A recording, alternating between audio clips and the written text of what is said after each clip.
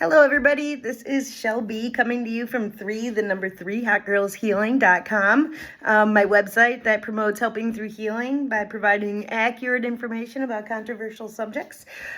Each week, I am going to be reading aloud an article that I write on the subject of the week, and this week's subject is current events in Minnesota government, so kind of a hot topic this week. So this is just meant to educate people and to make people aware and to give some hope to Minnesota right now. So here we go. Current events in Minnesota government. I chose to focus on current events in Minnesota government because it's where I currently work with clients in recovery. It's where my children currently live, and it's where I lived for the first 45 years of my life. I've personally seen how affected my clients, friends, and family have been by what's happening in Minnesota. And although controversial, I think it's important to educate people on the facts and guide them in protecting themselves and their neighbors in this very scary and uncertain time. I'm writing this article at the end of January 2026, so any current events that happen after that will not be mentioned. I can't predict the future, but I can report on the past and the present. I remember talking to my son on August 27th, 2025, after a mass shooter at Annunciation Catholic Church killed 2 innocent children and injured 30 others before killing himself in Minneapolis. The shooting had happened on the same path he took to work, and he had driven past it minutes before the shooting had happened. It was probably the first time I heard my son sound truly scared, and that hit hard as a mother. It was an overwhelming and helpless feeling that I can't keep my kids safe anymore because extreme violence can happen anywhere, anytime, to anyone. If anyone reading this can relate, you're not alone. I might get emotional reading this, so just beware. Fast forward to December 2025 when Operation Metro Surge, federal enforcement in Minnesota, was implemented. Operation Metro Surge is a large federal immigration operation led by DHS, Department of Homeland Security, including ICE, Immigration Customs Enforcement, and Border Patrol. With this order came a surge of federal immigration agents infiltrating Minneapolis, St. Paul, and greater Minnesota.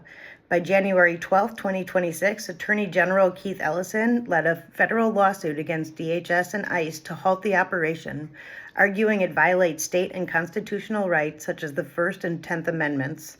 The lawsuit alleges ICE and federal agents engaged in aggressive force used against peaceful speakers and bystanders, and detentions at sensitive places such as schools and hospitals.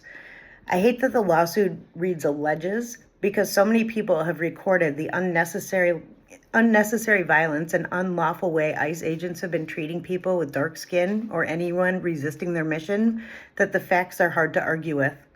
Today's age of cell phones recording everything has given the public an opportunity to see events in real time from multiple perspectives and make up their own minds about what actually occurred, even when the government and media try to convince people otherwise. As of January 24th, 2026, 2 horrifying public executions of Renee Good and Alex Preddy by federal ICE agents, as well as multiple videos of agents illegally accosting and arresting legal citizens by violently dragging them from their vehicles, homes, and places of employment, have been televised around the world. What Minnesotans did to combat the unnecessary violence was nothing short of a miracle. Peaceful rallies and communities coming together to help and protect each other were encouraged and recorded at large. After the murder of George Floyd on May 25, 2020, Minneapolis-St. Paul went up in smoke. Luckily, history has not repeated itself. Minnesota learned that violence doesn't solve anything, but love, compassion, and empathy can endure and survive everything. Thousands of Minnesotans have been gathering in organized, peaceful protests against the mistreatment of its citizens, and communities have come together to protect its members in a beautiful and harmonious way. Citizens are wearing whistles and blowing them when ICE is near. Neighbors are shopping for and delivering food and supplies to families who are scared to leave their homes. And volunteers are stationing outside schools, churches, and businesses to protect innocent children and legal citizens from being unlawfully detained by violent ICE agents rounding up anyone with brown skin.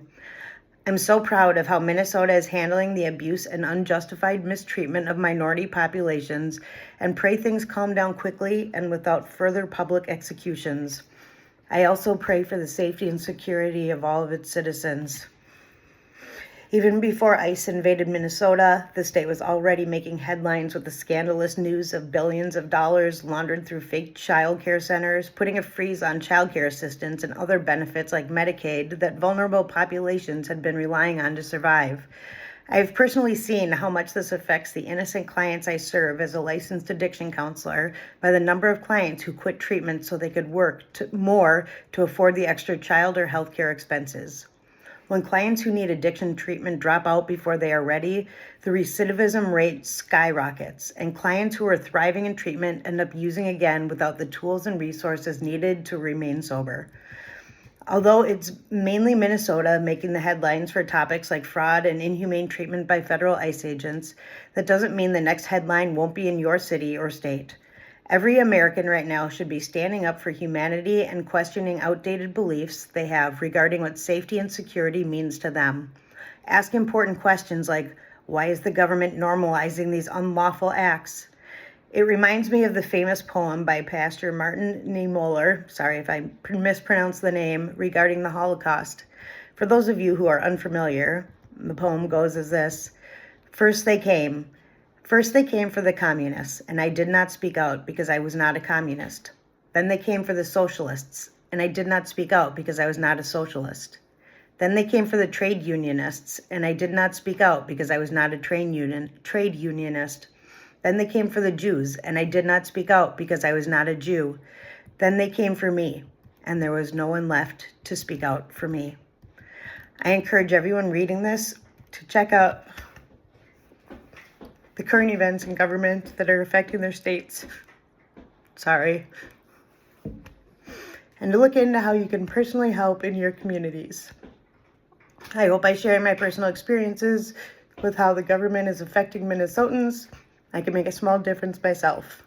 My experience might come from a sheltered perspective in Florida for the moment, but unless I speak out now, they will come for us next. Stay safe and stay connected, everyone. Do what you love and leave the rest. You're worth it. Shall be.